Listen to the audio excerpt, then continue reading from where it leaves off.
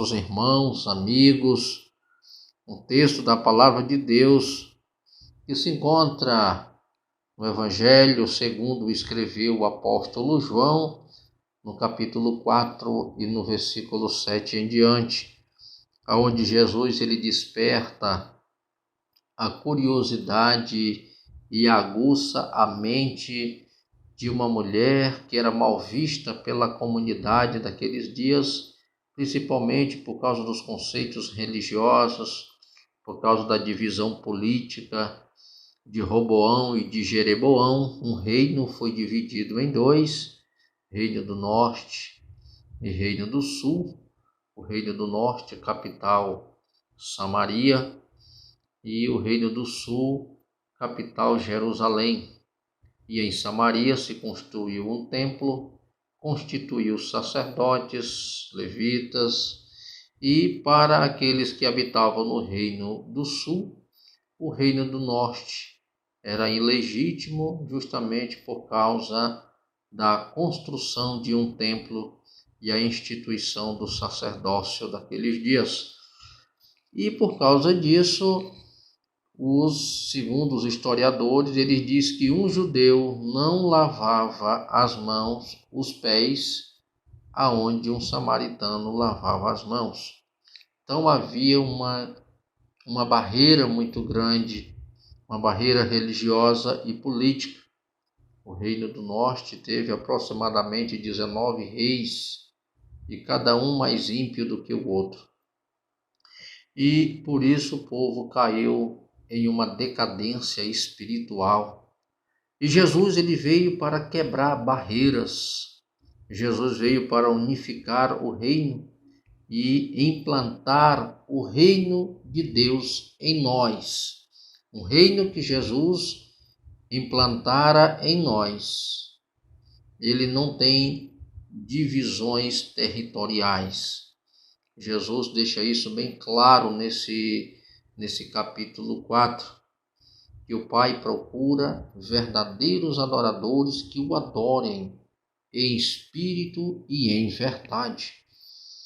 E observamos que os discípulos foram à cidade comprar comida e Jesus ficou ali à beira do poço onde Jacó dera aquelas terras para o seu filho José. E aquela hora do dia, alguém jamais iria àquele poço, justamente por causa do tempo. O sol naqueles dias da Palestina era causticante. Jesus está em uma região que havia um sol terrível. E naquela hora do dia era quase impossível que alguém se aproximara dali. Mas uma mulher samaritana, justamente por causa dos conceitos das outras, eu posso dizer até das outras mulheres, pelo estilo de vida que tinha, para ela aquele horário era um horário propício para ela buscar água, porque ela tinha certeza que não encontraria ninguém naquele horário. E de repente aquela mulher encontra um judeu à beira do poço pedindo a ela água para beber. Logo aquela mulher ela expõe justamente a barreira que havia entre eles. Como, pois, sendo tu judeu, pede de beber a mim, que sou samaritano? Logo ela está dizendo, nós não nos comunicamos, nós não nos falamos, nós não temos nenhum tipo de relação, seja ela por menor que seja. Mas Jesus ele fala algo para aquela mulher e disse, mulher, se tu conhecesse o dom de Deus, tu pedirias a quem te pede de beber e ele te daria água viva. Aquela mulher continua com a sua mente presa àquilo que é visível. Ela diz, como que tu pode tirar água? O poço é fundo e tu não tem com que tirar. Porventura, tu és maior do que o nosso pai Jacó, que cavou esse poço e bebeu desta água? Observe que Jesus, ele desperta a curiosidade daquela mulher de uma tal forma. No versículo 11, disse-lhe a mulher, e ela fala o que eu acabei de falar. E o verso 12, ela diz: acaso tu é maior do que o nosso pai Jacó? Mas no versículo 13, Jesus ele disse: quem beber dessa água tornará a ter sede. Quem bebe dessa água sempre haverá a necessidade de voltar a este lugar. Quem bebe dessa água, certamente ele está limitado a isso. Ele está limitado a uma necessidade de sempre, de constantemente estar aqui. Porque haverá sede neste indivíduo. E havendo sede nele, haverá uma necessidade de voltar a este poço. Mas Jesus ele chama a atenção daquela mulher no verso 14. Mas quem beber da água que eu lhe der, nunca mais terá sede. Ao contrário, a água que eu lhe der, se fará nele uma fonte que jorra para a vida eterna. Porque a água que o Senhor estava oferecendo, ele diz, é água viva. E aquela mulher, ela desperta algo nela, e é isso que é curioso, que a mulher diz assim: Senhor, dê-me desta água, para que eu não tenha mais sede, e não tenha mais que voltar a este poço. Observe que Jesus ele diz assim: quem beber dessa água vai ter sede. Mas quem beber da água que eu lhe der, não tem sede. Porque a água que eu dou é água viva. E a mulher diz: Senhor, por me dar desta água. Em primeiro lugar, a água que Jesus estava oferecendo para aquela mulher, e ela foi despertada, ela diz: eu quero desta água viva para que eu não tenha mais sede. Se eu não tenho mais sede, eu não vou ter que voltar a este poço, a este lugar. É um lugar aonde, com certeza, aquela mulher, por várias vezes,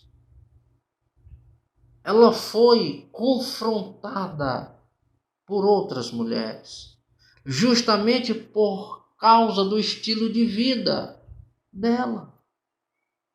Justamente porque era uma mulher, à vista das outras, era uma mulher amaldiçoada. Já teve 5 maridos. Era uma mulher que as outras olhavam para ela e achavam ela indigna de uma companhia. Achavam ela indigna de ser referência para alguém, de até mesmo dar um conselho para alguém. Olhavam para aquela mulher e via que ela poderia ser uma das piores pessoas.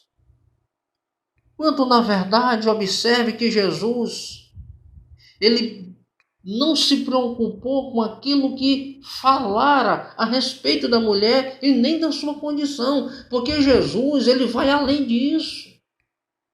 O propósito do Senhor é justamente de resgatar aqueles que a sociedade rejeita, que a sociedade oprime, que as suas ações são sinônimo de vergonha, que as suas atitudes e os feitos destas pessoas, os erros, condenam elas a ponto de elas serem consideradas indignas, mal vistas, ter que se esconder por causa do estilo de vida que tem, da sua própria condição.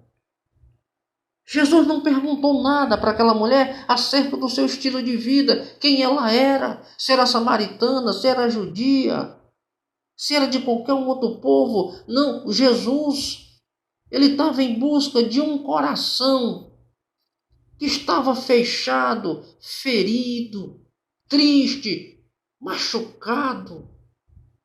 Jesus diz: olha, a água que eu lhe der fará em você uma fonte que jorra para a vida eterna. E a mulher expunha a necessidade, ela diz: Senhor, me dê desta água para que eu não tenha mais que voltar a este ambiente. A liberdade que Deus nos dá, que Ele nos proporciona um amor, um perdão, a cura, não apenas física, mas uma cura espiritual dos nossos karmas, das nossas angústias, das nossas tristezas, da nossa solidão. Ele arranca tudo isso, Ele te dá um abraço de perdão e diz: tu é importante para mim, independente da condição que tu está, eu vim para te resgatar. E aquela mulher, ela se tornou uma das maiores evangelistas de Samaria daqueles dias.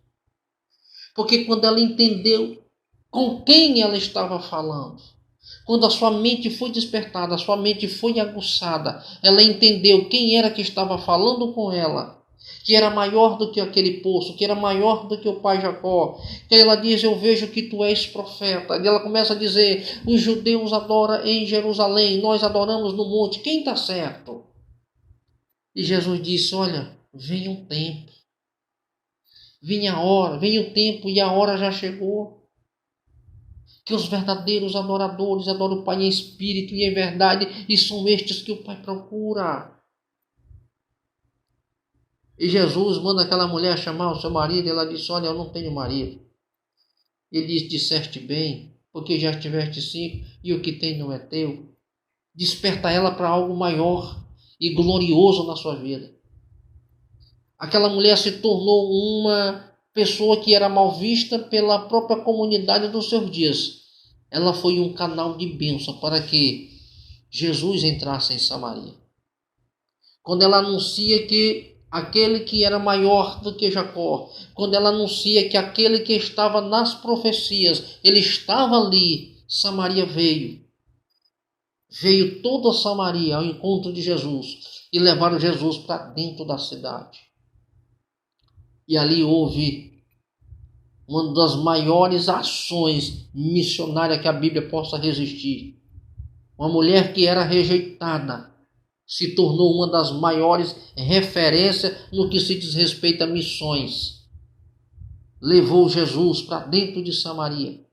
E os samaritanos ouviram Jesus. Houve salvação em Samaria, justamente por causa de uma pessoa que era mal vista. Jesus, quando ele age na nossa vida, ele age por completo. Hoje você pode estar se perguntando que não é ninguém, não é nada, não sabe porque existe ou porque ainda está vivendo. Está vivendo porque Deus tem um propósito. Aqueles que disseram que você não serve, que você é sinônimo de escárnio, de vergonha, Jesus ele transformará a tua vida, te colocará de pé e você será uma bênção nas mãos de Deus. Você será um agente usado por Deus para que o próprio Senhor entre na casa de alguém, na vida de alguém, através da sua vida. Foi isso que ele fez com a mulher de Samaria. Quando se fala da mulher samaritana, não se fala mais de uma mulher pecadora. Quando se fala da mulher samaritana, fala da mulher que foi despertada a beber água viva. Uma mulher que foi despertada de divulgar o que ela presenciou, o que ela provou. Os outros rejeitavam, e quando ela recebeu algo de Deus, ela compartilhou com os outros. Ela levou a notícia do Messias. E Samaria veio ao encontro de Jesus. E Jesus entrou em Samaria, não apenas na vida daquela mulher, mas ele entrou em Samaria. E houve festa naquela cidade por causa de Jesus e da ação de uma mulher, que o propósito de Deus na vida dela foi maior do que aquilo que os outros pensavam a respeito dela. Deus ele tem uma obra na sua vida. E o que Deus tem para você é maior do que aquilo que os outros pensam de você. Você será uma bênção. Você é uma bênção de Deus. Deixa Deus tocar em você. Querido, que Deus abençoe a todos. que você possa refletir nesta palavra e que o nosso Deus, Ele possa abrir o teu entendimento, como abriu o entendimento da mulher de Samaria, para que ela fosse uma bênção para a sua cidade. E que Deus entre na sua casa para você ser uma bênção para a sua família e uma bênção na vida dos outros. Que Deus em Cristo nos abençoe, em nome do Senhor Jesus Cristo. Sou o pastor Antônio Alencar, da Assembleia de Deus, Ministério Luz do Mundo. Compartilhe, ombre-se conosco e vamos divulgar o reino de Deus para a glória do nome do Senhor Jesus.